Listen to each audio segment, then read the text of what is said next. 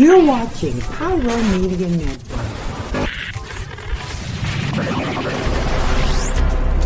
gotta tell you something I could do. I could be running around chasing you, but I won't. Cause I got better things to do. Rather spend my precious time chasing somebody who loves me too. If I got $1 for every time you slam the door, I would be the richest girl alive, live. If you hadn't run away every time I asked you stay, you would sleep right next to me tonight. And you didn't know me, all you wanted was a game to play, and you couldn't handle that I had my ways around your magic. Thank you for tuning in. If this is your first time joining us, welcome. We hope your experience is fruitful. Please feel free to visit our website to find out how you can join our growing family.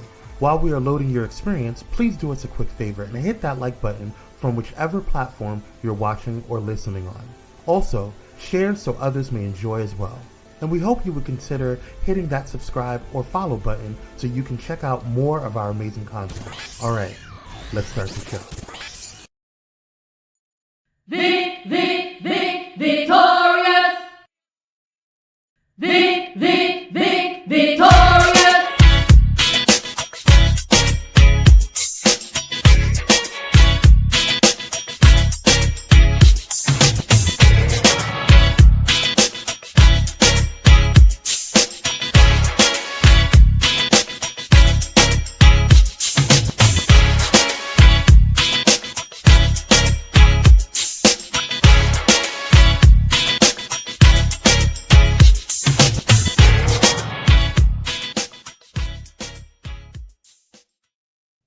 Hey, everybody. Happy Friday, Junior. I'm so excited. It is officially, well, I guess it's been fall for a long time, but the time didn't change.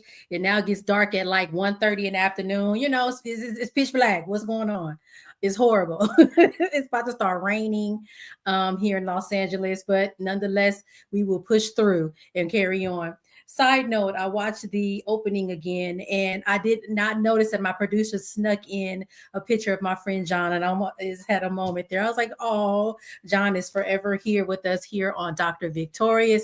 So happy to see him pop up. I guess I missed it the first time. It's all good. Anyway, welcome back. We're here to explore the intersections of social justice, wellness, public health, and all the good things from a Black perspective, because I am Black, and that's it. I'm your host, Dr. Nicole D. Vick. Today's conversation is going to be really, really cool. We're going to need to pause, reflect, and feel some things. I have Tammy Triolo on tonight. She's a truth teller, a cultural strategist, and author of a new book, The Empathy Gap. I have it right here. We have a lot of things happening in this country. We're fractured, and folks are very strongly held to their beliefs. They don't want to hear what other people are talking about. They don't care. We are emotionally disconnected. We are in denial of a lot of things, and Tammy's work is going to help us remember that empathy is not just about being kind. We have to be accountable to each other, right? Making sure we see each other's full humanity, even when we don't really want to, but we have to, right? So it's really not about calling people out. I know we're in the era of calling people out. We're going to try to call folks in, bring folks in together. And so this is going to be a great episode. But before we get to Tammy, we got to do our scroll stroll. I love the new format of this podcast. We have the scroll stroll, and with the scroll stroll this week, I'm bringing on a special guest, because what had happened was my friend watched the previous episode and was like, oh my gosh, this is amazing. But girl, you massacred the scroll stroll on one key point, and I don't know what's wrong with you. So I said, listen, this is what we finna do. I'm gonna bring you on, and we're gonna walk through this week's scroll stroll together so that I don't mess it up. Okay. So let's get to the scroll stroll, and let me bring my homegirl on, Jackie Provost, come through. Hi. Help me scroll through the stroll. I'm gonna do what I can. Let's go on the stroll. together, holding hands as we walk down the street. Yo, I have known Jackie forever. I think we've tried to quantify. I don't know. I forgot what year we landed on, but it's been a long time. Yes, we just gonna stick with that. We're both public health people. She has her MPH, as do I. Professor, I was a professor. We've done all the things together, so it's really good to have her here. And she's good on top of politics, more so than I am. Like, I'll be listening, but it's like up here. She be in it. So anyway, let's go with the first one. We gonna run this back. Mom Donnie Part 2. Yeah. Okay, let me read it, and then you get the biggest city in the U.S. has a new mayor. I think I said governor. Help me out, Jackie.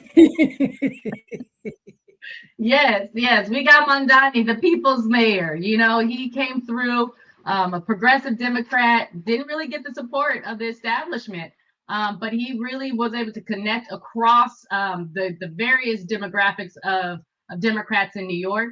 He spoke to what the people needed. He was a direct opposition for our current administration, and he inspired hope, I think. And I think people are really looking for change, and that's what we got. I agree. And I don't know if this is true or not. And it probably is. I heard that he literally was like door to door, like people was out in the streets door knocking, like, listen, let me talk. Let's have a conversation. Yes. Because people were kind of, oh, I don't know. And the sad part about it is, like, you would see former Governor Andrew Cuomo talking about, this whole anti-Muslim thing, because of course, Mr. Mondani is Muslim, which is, I have Muslim friends and I love them. They were beautiful people, taught me a lot about Islam that I didn't know. So I'm like, what's wrong with him being Muslim? I don't like, I'm over here like, what's the problem? We celebrate diversity. It makes us stronger. He was, Mr. Cuomo was trying to play, oh, he gonna do this, all this stuff, and it's like, yeah, nice. Yeah. Any other thoughts? Have you been to New York? Not only did he go door to door, but he was at the club. He had people pull out their cameras. He was out there. He was in the streets. He was in the streets. And you have to be in the streets. I remember our own council member, Marquise Harris Dawson. I remember that him, and I think even Karen Bass was in like the same thing. That same, like, we got to go knock on people's doors and really have conversation, because I think that ultimately is what matters. Like, you got to talk to folks and make that connection, and then they feel connected to you, and they're like, oh yeah. So awesome. I'm excited to see what happens. Of course, we're gonna be watching him like a hawk. I mean, you already know how that goes. Waiting for him to do something wrong. But I hope the best for him and the best for the city of New York, the city of New York. I did good. All right. Our next one, let's do some federal updates. I'm gonna start with the one that I originally started with, and I know you had some other things to add, Jackie, that are really, really important. So, Representative Adelita Grijalva was sworn into Congress Wednesday. Listen, after 50 days. So she had won her election, but somebody refused to swear her in for 50 days, playing games. Because I think this had to do something with the Epstein files. I think, you know what I'm saying? And it was a necessary vote. She was going to be the guaranteed vote to release those files. And Johnson said, well, let's just go on recess. People calling him, he ain't answering the phone. We know how to dodge people. We, leave the phone, let the phone ring. But finally it happened. And I'm really happy for them and the people of Arizona, because that specific district that she represents they didn't have nothing. If something was wrong, they had nobody to call. They couldn't do nothing. She didn't have access to nothing because she wasn't sworn in. She couldn't do anything. And so it was really a situation where people were without representation. And I feel like that is crazy. So thankfully that happened. And I from what I understand, she replaced her father who passed away, right? So, this whole idea of legacy too is really, really important. So Jackie, tell us what else is going on federally that I missed. I mean, the big thing, federal workers are back to work. Hopefully our airlines and airports are back up and functioning. So today, everyone returned. The continuing resolution was signed last night by the president, and that takes us through January. Holdout? So are them people that was working that had to continue to work? Are they gonna get their back pay? So that was part of the continuing resolution that was signed. Yes, they are guaranteed their back pay. They will get that. Yes. I know that's most important. I don't think people realize how much of a sacrifice our federal workers made in these last 40 plus days. You know, I mean, we were all asking to hold the line, not to cave, because people were really trying to fight for those subsidies, you know. And the work that I do in a community, I work for a community clinic, and we provide assistance for folks to enroll into Cover California. We are now seeing folks that go from $200 a month to $600 a month, from $9 to $400, from $600 to $1,200, you know, and that's the lower income that are eligible for Cover California. I can only imagine those with higher incomes and the impact that it will have. And yet we had 8 Democrats cave, you know, go on with a promise to take this to a vote later. Johnson has no interest in doing so. So even if they take a vote in the Senate, the House will also have to take a vote. And Johnson says he has no plans to do so. So again, you know, the Democrats, for some reason, wanted to trust these lying Republicans and put people's access to care on the line. And those federal workers, those families on SNAP, all did that sacrifice for what? You right. know, that's the hard part. As Cardi B would say, what was the reason? If at the end of the day, folks was gonna cave, and trust me, I saw all over threads, them names was listed like, don't forget, right? Don't forget. Because this is a hot mess. Was there anything else? I think that was probably like the biggest. That's the biggest thing, you know. I mean, I think folks should really look at what was in that continuing resolution. There's also $8 million are going to 8 Republican Congress members directly to their pockets, about $1 million each. Yeah, these folks are real criminals. So let's do our homework. Let's understand how they just robbing us blind. And let's hold folks accountable, most importantly. 2026 is going to be really important. Very important. Okay, we got 2 more. The last 2. 50-year mortgage. Let's just do this real quick. You have a mortgage, I have a mortgage. What you think? Yay or nay? I say nay. No way. Not who benefits from that? Just make housing affordable. Stop with this madness. Just make housing affordable. It can be done. Right. So quick one thing, and thank you for putting that one up. That's actually the most important graphic. Like, so you buy a house for $500,000, you're gonna end up spending $1 million in interest over the life of that loan. 50 years. Wow. You have to buy your house at 5 years old. Nicole, who wins on this though? Who wins here? It ain't the people. Who wins here? Nobody. The banks, girl. The banks is like, let's do it. 50 years. They are like, and let's make car notes 15. Come on, they excited. Like, let's do this. It's a mess. You don't earn no equity in that house until what? Maybe year 25. Like, what is going on? What are you doing? It's crazy. So to your point, yes, we need to make housing affordable. Is this the way to do it? I'm gonna say no. And the last one, marriage equality. Miss Kim Davis, remember that lady in Kentucky? And I feel bad because I have a property in Kentucky. I'm like, come on, Kentucky, get it together. She's the baker. The baker, right? Yeah, she didn't want to. No, she was the one the clerk, the marriage license lady. Yes, there's so many. She keeps going to the Supreme Court, like, come on, overturn it. And the Supreme Court said, no, we will not hear anything about overturning marriage equality. We're not. So I am happy about that. People need to be allowed to marry who they love. It's your business. Right. Yes. And Kim, nobody said you had to marry a woman. Go on. Mind your business and process. You know what it is. You know what it is. She's mad because she can't live her truth. Whatever her truth is, she ain't living her truth, and she mad at everybody who can. A word was spoken. A word was spoken. A word was spoken. Thank you, Jackie, for the scroll. Thank you, Dr. Vick. This was so I'll fun. See you next time. Come back when you have time. Right. We're going to go to commercial. Yay. Commercial time, y'all.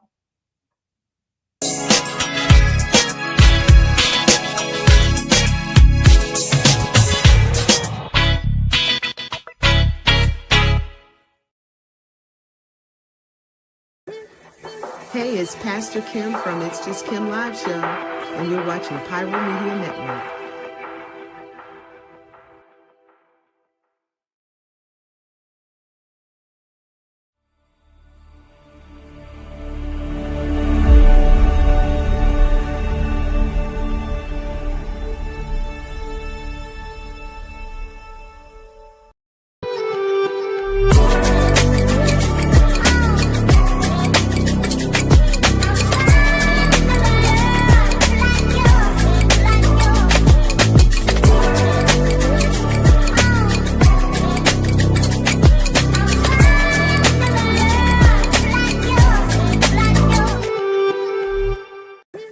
What's going on, y'all? It's Kwame Speaks from Kwame Speaks Live, and you're watching Pyro Media Network.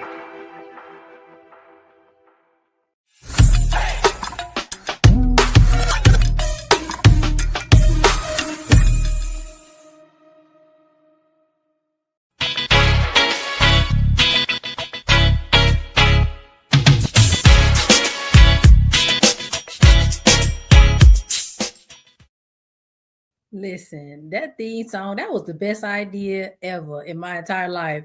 I don't know if it was me or my producer that came up with it, but whoever it was, that was amazing. The best idea ever. Anyway, y'all, we are back. That scroll was amazing. I'm going to keep doing that. I love it. So we're going to do that moving forward, bring in guests to come just kind of chit chat and just bounce this stuff off, because I'll be seeing all kind of stuff on social media. And I promise y'all right now, they're very political, because that's kind of where my eye is leaning toward. We're going to start, put some little fun in there too. Don't worry. But now I have a very, very special guest that I met on LinkedIn. I don't know how many years ago. It was her and it was Vonda. And then Vonda left LinkedIn, then Tammy left LinkedIn, and then it was like LinkedIn is now dry because she not there no more. But she has an amazing book that she has written called The Empathy Gap. I have it sitting right here. Look at that. Hey. And I want to talk to her about the book and what prompted it and all those good things. So let's just bring her on, because we got to get to chit chat in.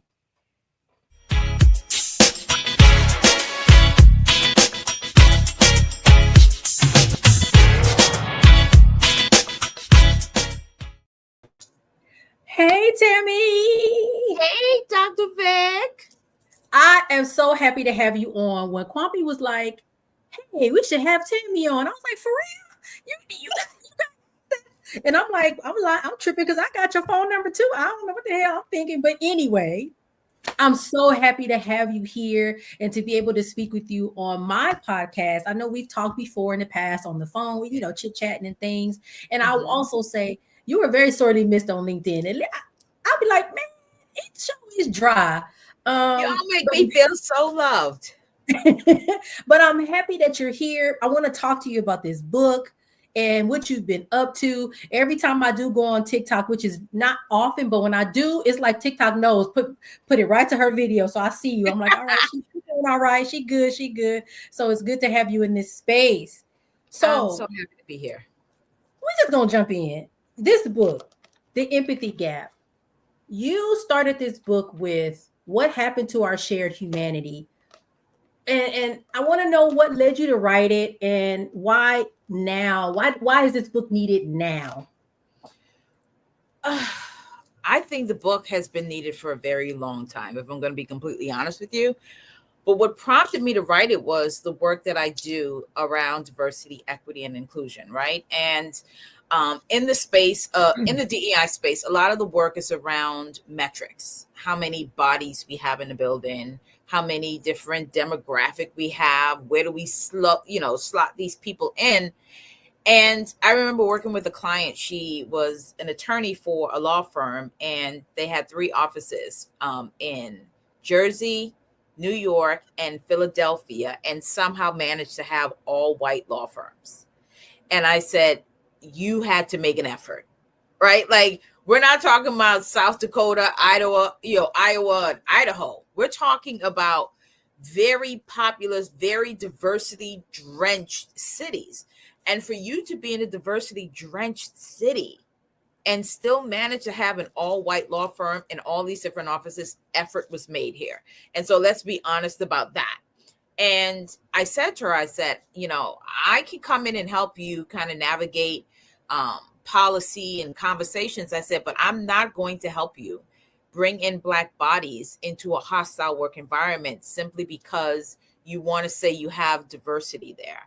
I said, I think that attorney would be, I'd put them in the worst position. So let's talk about the culture you have, because you had to be intentional about this culture that you cultivated that only allowed white bodies in the space, right? So I know that there's a culture there. So let's talk about that culture. And does that culture, is it undergirded with empathy? Because if it's not, I'm not the DEI consultant for you. I will not help you do that work. And so we spent about a good year working together and kind of like reevaluating the culture, having harder conversations with her partners about the direction for the firm. And by the end, when we got done, they had hired a Black man, a Muslim woman that wore hijab, and somebody else. But the environment was empathy rich for them to be there. And so for my work, I just feel like empathy is central to how we get through racial conversations, how we get through conversations about sexuality and gender. And if we don't have that as the basis of the conversations we're going to have, then we're just going to be talking at each other and never understanding one another. 100% agree. And it's amazing that some of the things that you're talking about are some of the things that I focused on in my dissertation. I don't think we ever talked about this, but I decided to focus on the psychological safety of Black local health department employees in the United States. And you know, public health is this institution that, and people hate this, but it's true. When we're doing our best, you don't see us. You don't see us until something happens. There's a Flint, Michigan, or there's COVID, right? But most of us come into the work because we're passionate about it. And of course, we also are educated. But we come into the space and realize, hold on, this entity is about equity, health equity, reducing disparities, and but the way they do their work is actually the opposite of that. And so for Black people, we see it right away. We get in there and like, now y'all done sat here and told this lie about what we talking about. And so when you talk about DEI, you know, sometimes people don't see public health work as DEI work, but it is. I think it's fundamental. I think it's one of the most important works around diversity, equity, and inclusion. And you can't help bridge health disparity if you don't see the people as human as you. And so what is the thing that's going to make you see me as human as you? It is the level of empathy you have for other humans, irrespective of what they look like, the religion they come from, the people they love, right? The race they hold. If you can't see me as human to you, then all that other work that you're doing is for naught. It's a performance. It's not transformative. And so I wanted to write a book that helps both the Black reader and the white reader understand where the gap is, why the gap exists, and then how do we close it? Absolutely. I think it's so, so important. And you're right. We have to understand and be able to see ourselves and other people. And I'm going totally, I'm just going to say this to the people that are listening and watching. I'm going totally off the rails. I have notes here. I'm like, no, I have another question to ask. Like, because I was thinking about this the other day. I'm like, how is it that some of us are, I feel naturally empathetic and some of us aren't? Like, and to your point, what you just said, I can be scrolling through LinkedIn and see a culture that is not of mine at all, children dancing. And I'm like, that is beautiful. I can see a man, he's singing, he's Muslim, and he's singing the prayer call. I'm like, I'm almost crying because it sounds so beautiful. I'm like, that is beautiful. I'm not Muslim, but I can see the beauty in it because I'm like, that's a beautiful thing, regardless of what it means. So I guess I want to ask you that, like, how, to me, it feels like some people are maybe naturally that way. I don't recall myself taking a class to learn to be this way. I just am. And some people just ain't got it. Like, what's that about? I think based on the systems that we're born into, right? Being born Black puts you at the bottom of that hierarchical system and in every category, whether that's race, education, wealth, health, right? Like Black people statistically always hit the bottom simply because we are Black. And so when you're at the bottom, you can look up and see other people's humanity. When you are at the top, you look down and you discount somebody's humanity. And so I think Black people kind of come into the world, just just by nature of us being Black and coming into a system already saying we are at the bottom. When you're at the bottom, you can look up. You can look up and you can see kindness. You can see hope. You can see all the things. Think about when you're looking down at somebody. There is a pointing, oppression that happens when you look down. So when you are in a hierarchical system, whoever is above you can always look up. And I think that's why, for me, I've talked about like how I think whiteness is inherently void of empathy, right? And when I use the term whiteness, I'm not just talking about people who inhabit white bodies. I'm talking about people who engage in the system of whiteness, because that system that created the systems we are all operating in, that system is built on genocide. That system is built on rape. That system is built on exploitation. And there's no way that you can build a country, a system, of anything where you kill people, you rape people, you steal from people, you take from people and have empathy. It's impossible. So if you don't build a system with empathy, then it's hard for you, if you operate inside of whiteness, to have it. Whiteness is inherently void of empathy because it has to be in order to maintain control and dominance. Because you can't control and dominate somebody if you see them as human to you. What makes domination works is because I don't see you as human as me. Right. I don't see your value as value that is equal to mine. And so if I don't see your value as equal to mine, I can dominate you. Right. And white supremacy is about dominance. It's not about humanity. It's about dominance. That is like, yeah. So, I just had to go off the rails on that for a second, because I'm like, wait, why does it feel that way to me? But I'm like, this is crazy. Thank you for making that make perfect sense. Now, let's talk about this scorecard, because I remember the scorecard. You created a tool called the Empathy Scorecard. Can you tell us what it is, and how can people use it as a tool for reflection and growth? Especially like you said, some of us don't have sort of the empathy. How do we use this scorecard to help us? So when I was teaching, I think was doing masterclasses around empathy, and I wanted to create something that gave people an entry to the work to understand what it is. Because when we say empathy, how many people say, oh my God, I'm so empathetic. And you go, no, you're not. No, you're not. You're thinking it, right? As they're saying it to you, whether it's your boss or your partner or your friend, and you're sitting at the table, you go, this bitch, please. Like, okay, all right, I'll let you have it.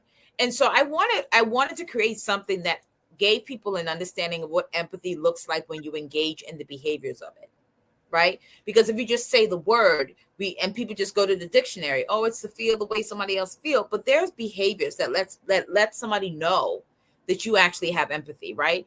So when I was developing the scorecard, I wanted to do 8 sections around behaviors. And I remember when I was testing it on my, he was 13 at the time, my 13-year-old, and we were going through the section, and we started at active listening, because that's the first one on the card. And he goes, Mom, what does this have to do with empathy? And so I said to him, when you come home from school and you're excited about the day, right? And you want to tell me about the day, and you're talking to me, and it's obvious that I'm not really listening to you, how does that make you feel? And he says, well, I just stop talking and leave. I said, right, I know. But what does it make you feel? Does it make you feel ignored? Does it make you feel not important? That what you have to share with me isn't important? It isn't worth me listening? And he goes, okay, I understand it. So I wanted people to understand, when you say you have empathy, do you engage in the behaviors that demonstrate that you have this thing called empathy? And if you don't have the ability to actively listen to somebody, to be able to understand a perspective outside of your own, right? To use language that says empathy is present here. The ability to help people. When you have empathy, you help people. When you have sympathy, you can feel for them, but you can go on about your life. Right. Right? Like, oh, I feel so bad about the storms in Jamaica. Girl, what are we eating for dinner? Right. Right? But I could say I feel really bad about the storms in Jamaica. And do the charities help me? How do we send money, or how do we get food? Like, and especially down here in Florida, a lot of Caribbean people, the Bahamas doesn't do it. I just think because we're so close to the States, but most Caribbean people do something they call barrels. So there's shipping companies where you can go and just put things in these big barrels. And so I know so many Caribbean people who are going to shipping companies, just dropping off things to put in people's barrels, right? Because empathy says, I want to help. Sympathy says, I feel really bad, but I can turn the TV on and keep watching. And keep moving. Yep. It's amazing. So you're right. Listening is the first thing. Because if you can't hear them, how can you even understand what their issues are, their concerns are, their wants, their needs, anything, if you're not even able to listen? You're not able to listen. And I think that there's some privilege in being able, to your point, to be able to be like, oh well, they ain't got nothing to do with me. Nothing to do with me. And I think that has led us to the country we now have, right? Oh, this is why we're here. You know, like whether it's the way the country is, where a workplace is, the way your own relationship is, just take the thing. This inability to empathize with the person across from you creates a marriage that is stagnant. It creates workplaces that still feel hostile, and it creates a country still divided. And so I know, like, when we think about the big issues of the world, I know we want a big answer. We need a complicated answer. And the answer is simply empathy. That's it. That's it. Like, if we engage with each other with empathy, we can shift the way that we engage with our world, right? One of my friends said to me, she said, you've created a great tool when people find other uses for it. But when I first did the Empathy Scorecard, I had a woman message me, and, you get a lot of messages on TikTok. The DMs go nuts. And she said, she sent me an email because she's like, I didn't want to get lost in your DMs. And she said, I just want to tell you, I think the scorecard is single-handedly saving my marriage. And I thought, what? Like what? So she said that her and her husband had, they'd gone through a really hard time. And there was just, you've been married before. I've been married before. You know how the breakdown happens, right? You stop talking, you stop communicating. And she said, I think we both was just waiting for the other one to pull the trigger. Like, we knew it was going to happen, but we just didn't know. We didn't know who was going to be the one. She said, I've been following you on TikTok, and I'd seen you talk about this empathy scorecard, and you were developing it and blah, blah, blah, blah. She said, and one day I just got it. And she was doing the scorecard, and her husband asked her what she was doing. So she said, I'm doing an empathy scorecard. Because when I first developed it, you could print it out and write on it. Yeah. Now it's digital. So she was, he saw with these papers, and she says, I'm doing like an empathy test. And he said, and kind of walked away. So the next day she said, do you want to do it with me? And so she went online, got another one, printed it out for him. And she said, and then we exchanged our scorecards with one another. And I asked him, based on the answers I gave, would he have given me those same answers? She goes, and it made having conversations easier because we weren't asking each other the questions. She said, because we would ask, but it felt, like we were accusing each other. Right. She said, but the scorecard took that away. Wow. So now I'm just asking you, how well do you actively listen? I'm asking you the question from the scorecard. This ain't from me. This is from the scorecard. And so she said, we took a section like every night. One night we would just do the active listening section. She goes, and maybe we got through all 8 questions, or maybe we got through 2 or 4, and then we'd come back the next night. But she goes, we went section by section, and all of a sudden, when talking felt like we couldn't even do it, we were talking again. That's great. Look at you. See, you creating stuff, saving people's marriages, saving the world, getting people connected. I'm trying. And it's funny because I will send her an email just checking, and she's like, we're still doing good. She goes, but we were, and this was, the scorecard's been out almost 2 years now. And she said, no, we're still doing good. She goes, we still go back to it though. She goes, he'll be like, we need to revisit that, understanding perspectives. We need to go back and revisit that.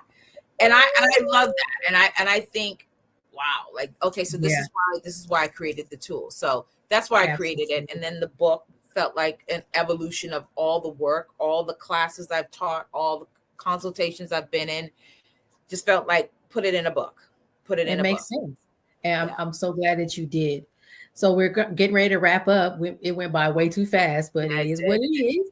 But you write about empathy as both a mirror and a lantern, a tool for truth and transformation. What does that look like in practice? And maybe your example kind of is that. But if there's anything else you want to add to that. So a mirror is being able to take a real good look at yourself. And I know that as humans, and I say this as an avoidant, right? Like if it gets too heavy, if it gets too rough, I try to avoid myself. But I want you to look at yourself and about how you engage with empathy. And then once you can look at yourself and have that on your own reckoning, use what you got as the Latin to chart your course, to go forward in your life. And so I want people to think about empathy, about like, how do I reflect it? Not just for myself, but outside of myself. Because when we are reflective, everybody sees. Yeah. Everybody sees. Yes. I love that. If you could leave listeners with one question to sit with after reading your book or hearing this conversation, what would it be? So this is our wrap-up question. So the question I would tell people to sit with is, and this is going to sound weird because it's not the book, but have I been empathetic to myself? Have I been empathetic to myself? Because when we can practice it for ourselves, it is easy for us to practice it outside of ourselves. I think people struggle with empathy so much because they're so mean and nasty to themselves. Absolutely.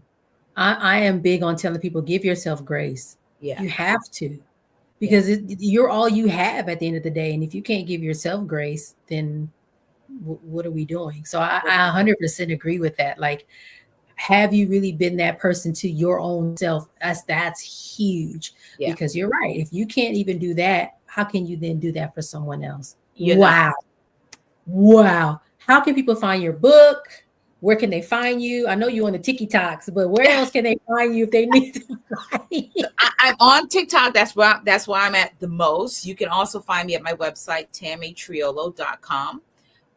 And soon you'll be able to find me on YouTube. I have a show coming, so you'll be able to find me on YouTube. But you can find me all my handles: YouTube, Instagram, and TikTok is Delusional Influencer, because I am delusional enough to believe that I can influence the world. Oh, and you are, okay. Well, when that podcast or when that YouTube pops off, make sure I need to be on there, because now that we were talking about what you do, which I knew what you did, but then I'm like, wait, my research is simple, different industry, but the stuff. I definitely will have you on that, because I think the work that you do in healthcare is so critical, especially about the disparities for Black bodies. Yes. And we often forget about the Black workforce. Like, yes, we care about the Black bodies, the patients and the folks outside, but what about the folks that are doing the work in these spaces that were not built for us? Don't let me get down. I'll be going to start going down that road. Don't get me started. I'm going to leave it there. Thank you so much, Tammy, for joining me tonight. I promise I'm going to get more on TikTok, because I be like, man, where's Tammy? And I know where you at, so I just need to go over there where you at. Come on back over to TikTok. LinkedIn is dead, honey. It's finished. I know it is. And I know them Zios are killing y'all over there. I know. And I know it's heavily censored over there. And so come back over to TikTok. I mean, it ain't, the censoring there too, but there's still enough organic content making its way through in a way that it will never on LinkedIn. So come back over to TikTok. Okay, I'm gonna try. I'll make that promise that I will try. But thank you so much for joining. And I might have you come back, because we got to have, there's more. I know there's more conversation to be had, but thank you so much. We're going to go on commercial break, and then we're going to come back with the doctor's notes. See you in a minute.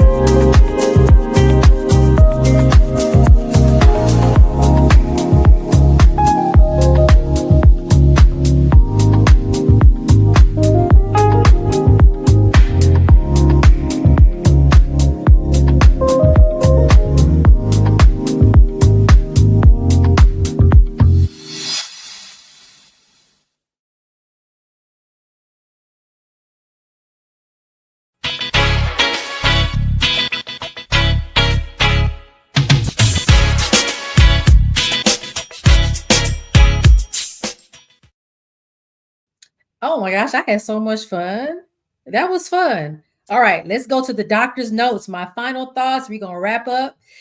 Powerful conversation with Tammy. What stays with me is her reminder that empathy is a practice. It's not this passive thing. Some of us, I feel like, are inherently have it, but we can also sort of build it and create it. We build it through courage, curiosity, and care. For those of us who have it, I feel like I am one of those people, especially being a Black person. It feels like affirmation, like, okay, I'm not crazy to be the way that I am and see the beauty in people and different than myself. I mean, it's also an invitation, right, to keep leading with love. I always tell people you can never go wrong with doing the right thing. And often the right thing means leading with love. But you can create some boundaries around that too. Take care of yourself first. If you want to learn more about the book, I purchased mine on Amazon. But you can also find her. She mentioned where you can find her on TikTok and all her other social media handles. So please make sure you do that. Okay. All right, y'all. We closing out because we got 1 minute and we got to get up out of here. All right, y'all. You know where to find me. I'm on LinkedIn, and I've been hearing, a number of times I need to get back onto TikTok, but I'm not there yet. But I'm on LinkedIn. You can find me there.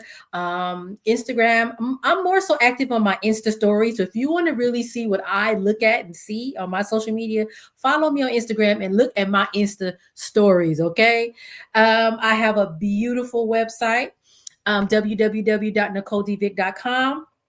You can go there. You can see all of my books. I have 3: Pushing Through, Finding the Light in Every Lesson; Push Through, 52 Weeks of Light and Tough Times; and this beautiful anthology. I actually did a presentation a couple days ago with some of my co-authors, Triumph in the Trenches, and we were presenting to some educators over in New York. So I'll be up at 5 a.m. doing stuff in New York, y'all. I'll be working. Anyway, thank you so much for joining. Next week will be our Thanksgiving episode. Might bring some special guests, maybe not. I don't know. But it's going to be fun either way because it just is. All right, you guys. I will see you next week. Take care. Bye.